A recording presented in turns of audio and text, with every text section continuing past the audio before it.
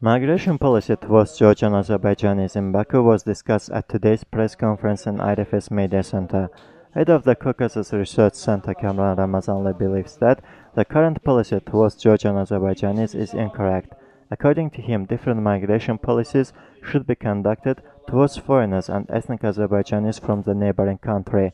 He classified Georgian Azerbaijanis under four groups: students in Azerbaijan, migrant workers, persons deported from Georgia during the presence of Zviad Gamsakhudia from 1989 until 1991, and mixed families based on the marriage of two persons, one of whom is from Georgia and the other is Azerbaijani.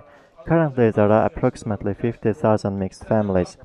Ramazanli noted that another reason for the press conference is the recent problems relating to migration process over the past 15 days, as a result of which 12 were deported from Azerbaijan for the violation of migration regime.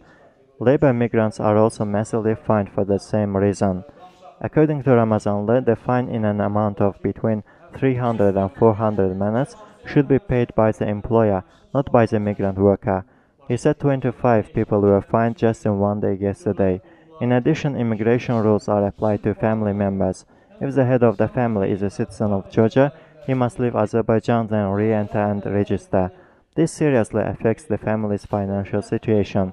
The Immigration Service has not made any comments with regard to criticisms in the press, said Ramazanli.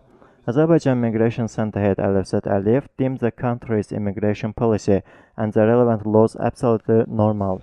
According to Aliyev, the Azerbaijani authorities do not want ethnic Azerbaijanis to leave their homes in Georgia.